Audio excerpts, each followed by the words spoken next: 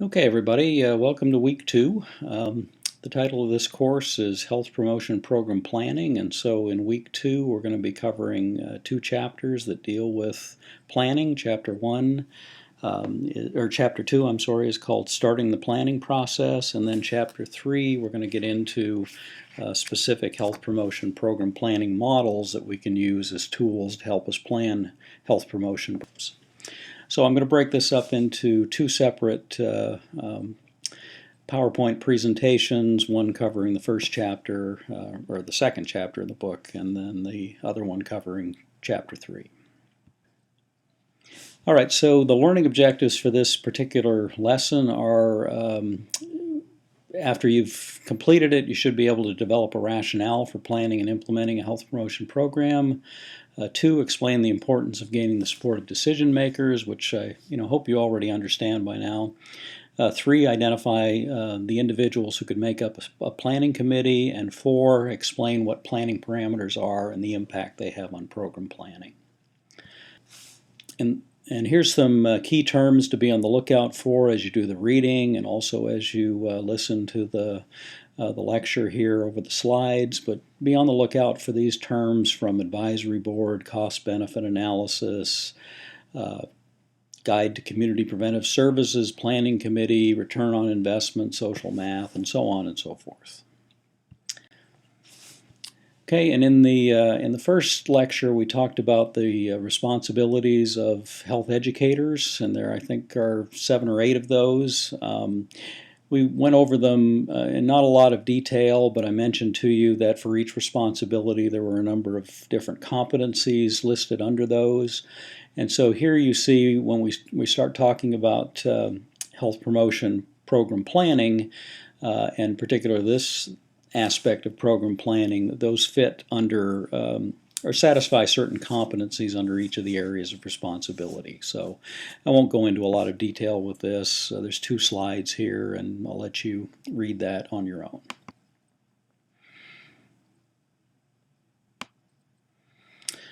Okay, so what is planning and why do we plan? Well, planning is making current decisions in the light of their future effects. So if you think about that, what are some things that we plan for? Anything that we want to go well, we're going to plan for.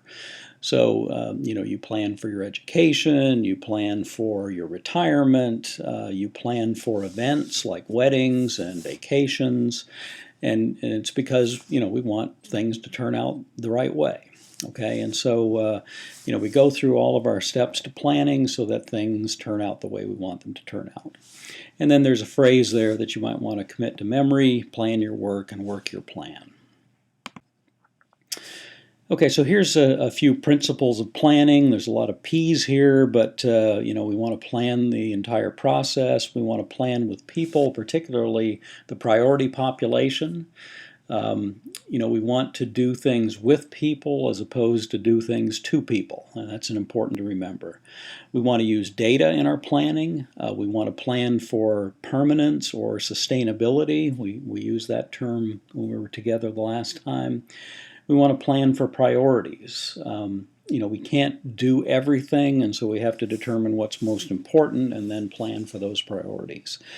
We want to plan for impact and outcomes. So, the programs that we implement, we want them to have good outcomes. We want to make them make an impact on people or make an impact on the community. And then finally, we want to plan for evaluation, because evaluation is going to tell us how we've done. All right, so we talked about decision makers. You met a couple of decision makers when you went out to the Harrisburg community, Mr. French and Mr. Simmons. Those are people that control resources, control policies, rules, regulations. It's really important to gain the support of those decision makers. If you don't, then you really are wasting your time. So whether you're talking about worksite health promotion that goes on in the schools or in the community, you've got to identify who those decision makers are and get them on your side. All right, now oftentimes that involves creating a rationale, and that rationale is usually committed to paper. There are some good examples of program rationales in this chapter, and I'm going to ask you to read those as part of the readings. But the steps to creating a rationale are, first of all, to identify appropriate background information, and that's, what's the current status of things. Where are we in terms of a particular problem? How does it compare to the state standards, to national standards, and so on? You're going to give your rationale a title. You're going to write the content of it, and certainly no more than a couple of pages. And then you're going to provide the references that you use to create the rationale. So that sounds pretty simple. So there's a diagram in your book that I reproduced for this particular slide, and it shows an inverted pyramid as a visual for the rationale that we're trying to create. So the first thing is we give our rationale a title, and the title is usually something like a rationale for developing a health promotion program to reduce childhood obesity in, XYZ county. And then you're going to provide the background information for the rationale. And you do that by getting what's called epidemiological data. So if we're dealing with chronic disease like obesity, diabetes, cardiovascular disease, we're going to go out there and we're going to find out what the current status is of that. And usually when you're drafting your rationale, you're going to start in more global terms, maybe talk about it as a, where are we in terms of globally, where are we in terms of a nation, in terms of obesity or diabetes. And finally, because you're trying to sell this at the local level, you want to try to narrow that down and show how it affects the priority population. All right, so then what you're going to do is you're going to state your proposed solution to the problem. What is the purpose of your program, and how is it going to impact this particular organization or community. You're going to state can be gained by this. So again, you're trying to convince people that you've got a great idea to implement and that you've got a solution to the problem. And then you're going to say why your program is going to be successful. And this gets into what's called best practices. And so we want to use evidence-based practices to develop our health promotion programs. In other words, we want to use things that have been shown to work. And then finally, you're going to provide the rationale, or provide the references that you've used to develop your rationale. So it's a good scholarly document that you can use to help convince people that you've got, that you know what the problem is and that you've got the solution to it.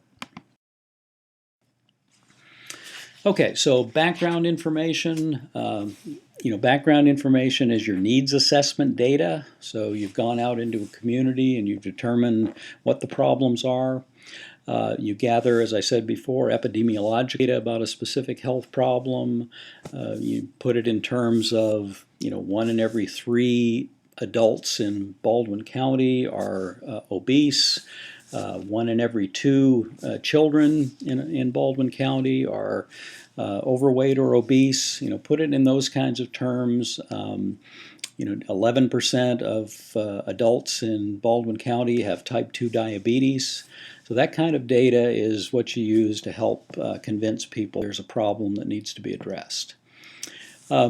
You hit on values and benefits that are important to the decision makers. So, figure out what those are and make sure that you get those in there. And then it's always good to try to tie what you want to do locally to some kind of statewide or national effort, like Healthy People 2020, Live Healthy Georgia, or Robert Wood Johnson's Foundation's efforts to prevent childhood obesity. Okay, so what do you use to help make your case? Well, there's some key concepts or terms here. I won't spend a lot of time on these, but let you read about them in the book. One of the things is something called return on investment. So, health promotion programs cost money. So how do we convince somebody that what they're going to spend on it is going to be worth it. And that's where the concept of return on investment comes in. We've been involved here in Middle Georgia in trying to build recreational trails, and trail building is not well, it's expensive, but the data show that for every dollar that you spend on trails, there's a fourfold return on investment. So, those are the kinds of things that you can use to help convince decision makers. You also want to tell them who's going to benefit. Is this going to be something that benefits the community, and how is it going to benefit the community? Is it going to bring in increased tourism? Is it going to bring business and industry to the community and create jobs? How is it going to benefit the individual? If that individual is an employee of a company, how's it going to benefit that employee, and then in turn, how's it going to benefit the employer? Maybe there's going to be a reduction in healthcare costs as a result of the health promotion program that you're doing in that particular workplace. And then I mentioned evidence and evidence-based. So the strategies that we use in our health promotion, we want those to be based on evidence. We want things that work. And so we're going to go out there and find best practices and things that have been proven to be effective. There's a great tool that you can use. It's called the Guide to Community Preventive Services. It's sort of the Health Promotion Program Planning Bible. I provided a link there to it, and you can go and look at that website and see what kind of resources are there. And then there's a concept of social math. Sometimes people don't understand things like percentages. They can't grasp, large numbers, and so, social math helps people understand the magnitude of certain things. So you can tell people that, for example, 95,000 children in Georgia are obese. Okay, well, that's a big number, but put it in the context of something that, maybe they can understand, that, like, okay, all the children who are currently obese in Georgia would fit into Sanford Stadium on a Saturday afternoon. So that helps people to understand if they've seen a large stadium on a football Saturday and they've seen that full to capacity, that can create an impact in their mind. It can create an image of just what that number means. So you can take a look at the table or the chart on page 30 for some other examples of social math, and try to incorporate that into your program rationales. All right, some other sources of evidence. I've listed some here and provided links. You can see there's another link to the Guide to Community Preventive Services, third from the bottom, and there's one to clinical preventive services. So for medical professionals in a clinical setting, they might want to look at that. Canadian Task Force on Preventive Care, the National Cancer Institute. A great resource is the third one there, the county health rankings. So for every county in the United States, there are rankings there. There's data on where that county ranks in terms of a number of chronic diseases, in terms of social factors, things like education, dropout rate, and so on. It's a great tool to be used that can be used in helping you develop a program rationale. So if somebody finds out that their county is, in Georgia there are 159 counties. If our particular county is 157th or something like that, that it really hits home with people. So at your feel free to poke around those websites and see what information they can offer you. All right, so here's some more key terminology in planning. The first three things are really almost synonymous. So when we plan, we don't want to do it alone. We want to involve other people. And so we can establish a committee. We can call it a steering committee. We can call it a planning committee. We might call it an advisory board.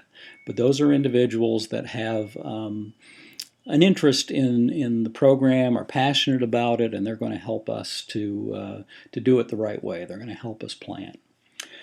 Program ownership is a concept where we want the people who are involved to feel as though they're part of the process, as though they have a stake in it, as though they have some ownership in it. If they do, then they're more likely to stick with it. We'll see a little bit later. We want our committee to have individuals on there that are capable of influencing others, and we want people on there that are worker bees, that are doers. And then the other concept here in planning is the concept of a stakeholder. I think we saw that in Chapter 1, but a stakeholder is anybody that has a vested interest in the problem and in the solution to the problem. And so when we're putting together a planning committee, we want to include all segments of the priority population. We want to make sure that we involve the folks that are going to benefit from this. As I said, we want people that are workers, we want people that are influencers. If we are seeking funding or have received funding from an outside agency like the Knight Foundation or the Community Foundation Central Georgia or the Robert Wood Johnson Foundation, then it's commonplace to have a representative from that sponsoring agency on the planning committee. And then any other stakeholders that we might want to involve. And finally, you've got to have leaders. You've got to have people that are going to drive the train. And so we can look at it in these terms. You've got representatives of the priority population. You've got your doers. You've got your influencers. You've got representation from the sponsoring agency. You've got other stakeholders, and finally you've got your leaders.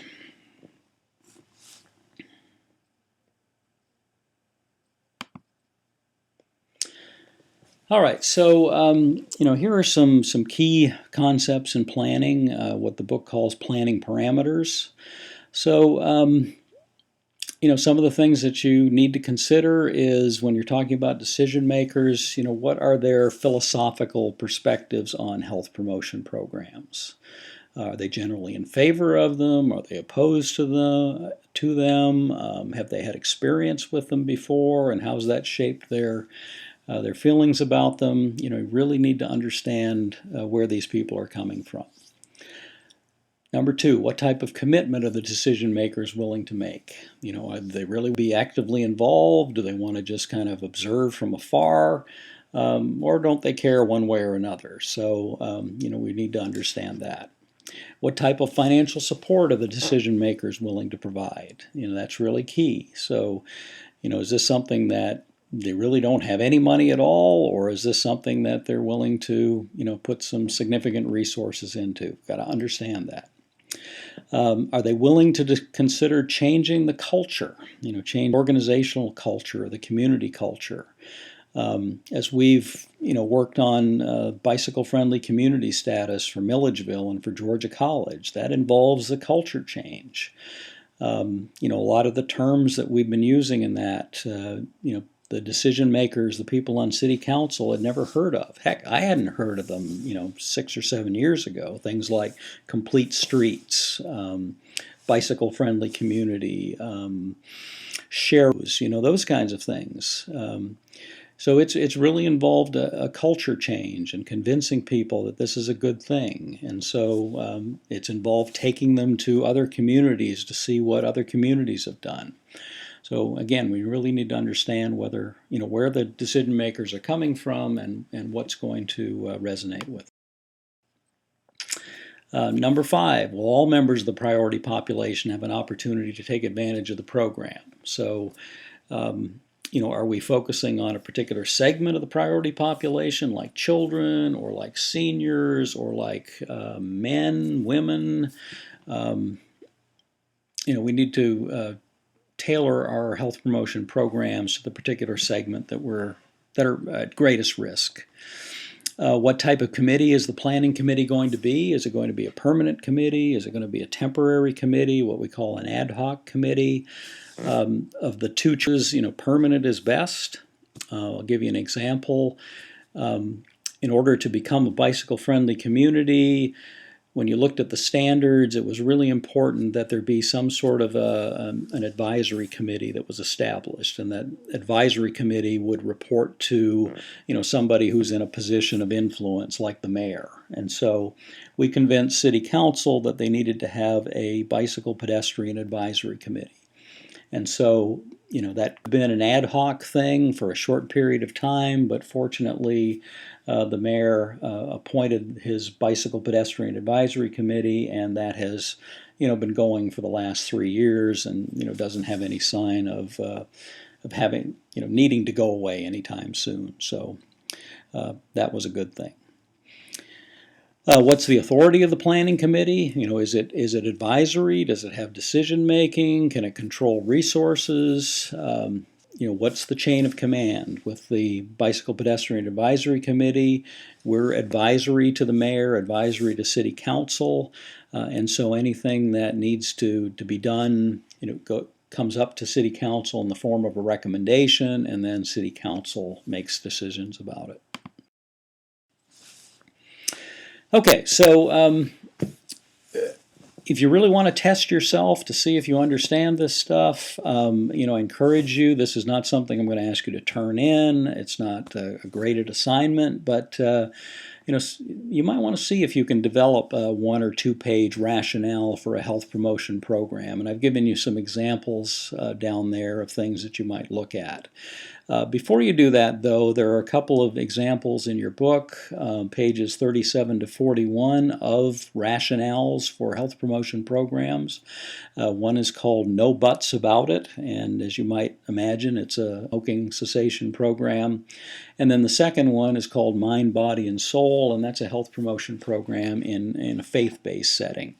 So take a look at both of those, see how they've used data to make the case, see how they've used best practices, evidence-based things, to develop their rationale, and see if you can't, pick one of the options down there and see what you do in terms of creating your own rationale.